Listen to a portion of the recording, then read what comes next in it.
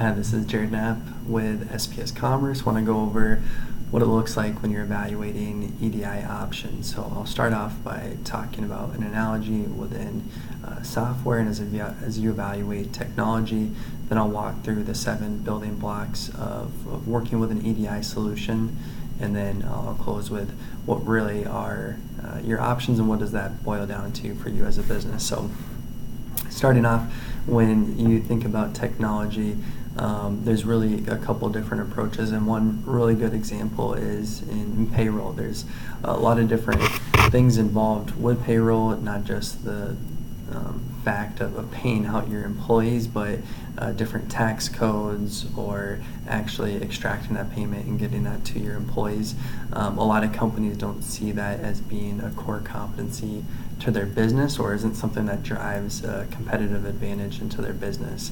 So they look to an outsourced provider, whether that's ADP or one of the other big guys. They want to entrust someone that is able to stay up to date with what's going on within that specific industry, and not something that they have to be experts in. Is taking away valuable time away from their team and being able to drive revenue or being able to focus on customer service. So that's really one example of working with a business where really it comes down to, is this a core competency for my business? If not, should I look at outsourcing? And that's really going to be a topic of our conversation today, is if this isn't a core competency, then what does it look like for my options? So as we boil that down, so as we look at EDI, and what that means is it's just a way to communicate with your trading partners. It is labeled EDI, electronic data interchange, but just often a way for buying organizations to send their suppliers or vendors purchase orders and receive back return communications like an acknowledgement or advanced shipping notice or invoice. And over the past 15 plus years, that's really migrated, as has a lot of technologies, to the cloud, and people looking to offload that. And really with that, there's 2 approaches. So there's a managed service approach, where they're providing you the core technology, but then it's really up to your business to support it, provide the optimization, the maintenance, or you can entrust a full service provider that not only provides the technology, but the people and processes to make sure that the solution is meeting your business needs. And that's EDI, and that's other technologies as well. The example of the payroll company, they're really providing all of that for you. One example of a managed service is a CRM system. That's something where it is core to your business. It's an important part of your business. You are entrusting someone, but there's so much intricacies involved in running your business that oftentimes you're going to need a staff in place to run your CRM and really make it fit your business and your business model. So example here at SPS Commerce is we use Salesforce, but we have a whole team dedicated to optimizing Salesforce, making sure that it's working as it should for us, and then looking at different features that are specific or would make sense for our business, versus a full service solution where that's totally entrusted to them and you don't have staff on place or on board to manage that specifically. So how does this relate to EDI, and what do I need as a company as I'm evaluating EDI? Is the foundational question is EDI a core competency of your business? Yes, it is something that you need to do with your customers and is valuable, but is that something you really want to have staff on place and expertise in-house to manage EDI communications with your customers? If that is a yes, then you probably want to go with a managed service approach, where you're buying the technology and you're able to put the staff in place, the expertise in place internally to be able to manage that. If the answer is no and you'd rather entrust experts, then you're really going to want to go with a full service solution. So with a full service solution, there's really 7 key building blocks. The first is the technology. So the actual ways of doing EDI, the connectivity, are they requiring a VAN, AS2, FTP connectivity?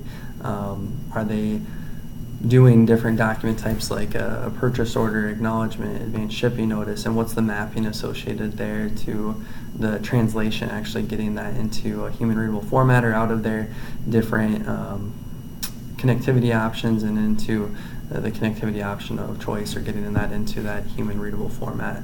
So that's the first part of it, is the technology. Secondly is the trading partner expertise. So if you look up any of these retailers, buying organizations, rule books, you're going to see a stack this big of all the different document types, the rules, what you need to keep in place to make sure that you're meeting the requirements, and that can vary based on the different sales channels you have with them, whether that's direct store delivery to their DC, to your shipping e-commerce, or fulfilling or doing business on e-commerce as well.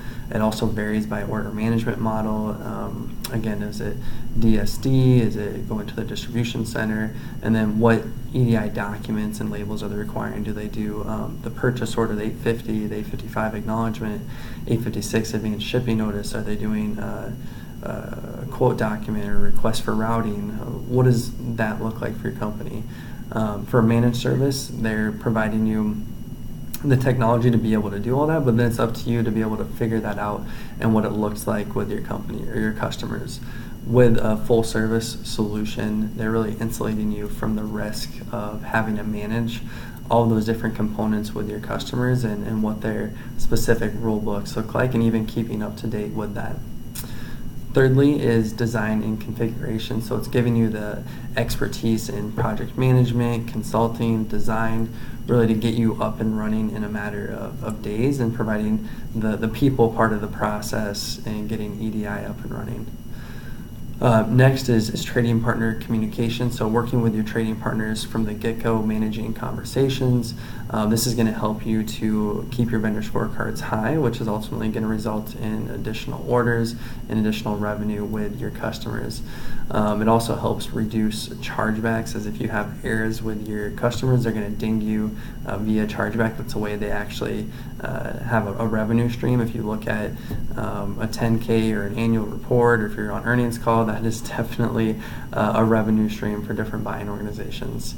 It also is helping with handling any changes that may come up, and a full service solution will notify your customers as well as you of any changes that may be occurring. So that is the fourth block, is handling trading partner communications.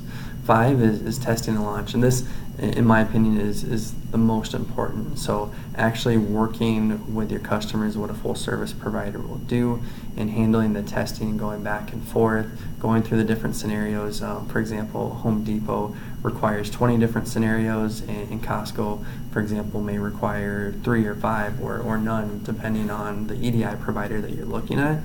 If you're managing that internally or with a managed service, it's up to you to figure out how many that is and what specific testing scenario you have to go through based on maybe their order management model or the sales channel that you're selling through, because that can change what that relationship looks like. Working with Home Depot, for example, a question that often comes up is who are you working with? You're working with Home Depot US, Canada, online. They have a number of other different sales channels as well. So that's one thing, is being able to work with you and ultimately walking through your first order all the way through invoice to make sure that your team is comfortable. So you want them to be able to do the testing and launch that is so important for your company.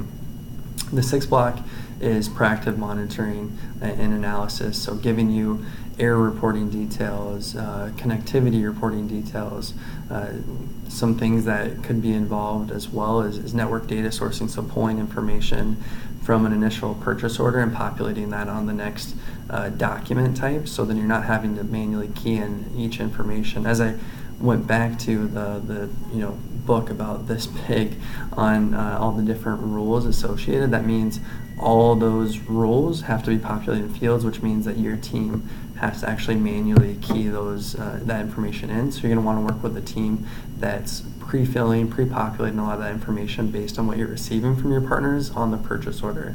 Additional options that they should include is the ability to use auto sourcing rules, so understanding like your ship from location or different pricing rules you have in place with your trading partners, that oftentimes stays the same from an order to the next order. That way they can populate that back on to the return document using quick entry, which is going to really streamline the process and eliminate, for example, maybe Target has 36 required fields in advance shipping notice. Using quick entry as well as auto sourcing rules, that can get the amount of fields needed all the way down to 1. And then with that, so there's a lot of different ways you can work with your customers through EDI and the different documents they require. As you see higher order volume, and that may vary depending on what your business looks like and the relationship with your customers of when you get to this point. But there does reach a point where companies look to automate with their ERP or accounting system so that inbound documents like a purchase order flowing directly into their ERP system, and return communications like acknowledgement, advance shipping notice, invoice are flowing directly out and into their trading partners. That's something you're going to want to make sure that your provider has expertise in with that given ERP system, has done it with other customers, and is able to give you that option as you continue to scale and grow your business to be able to automate the workflows and processes. And that's another point with a provider, giving you predefined, clear-cut workflows so that you know exactly which steps you need to do with your trading partners is key in choosing an EDI provider. Lastly is ongoing resources and availability. So providing a full service solution gives one-on-one support. They should be available 24/7, 365 as your business is not stopping at night, and you need someone available to handle all of these different changes that I've just alluded to and keeping up with your trading partners. And ultimately, EDI can be how you start revenue and receiving that. So if you don't have EDI live and there's issues there, you could be missing out on revenue for your company, which is huge.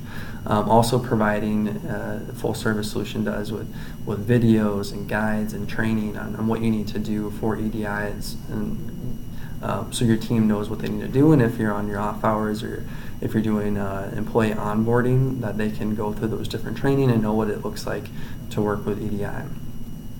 So as I close things out here, there's really those 7 key building blocks: the technology, the trading partner expertise, design and configuration, trading partner communication, testing and launch, proactive monitoring and analysis, and then lastly the ongoing resources and availability. All that's going to tie back to, is EDI a core competency for your business? If it is, then go with a managed service provider. If it isn't and you want to trust an expert, then I recommend going with a full service solution. If you have any questions, feel free to reach out to me. I hope that this video was beneficial. Thanks.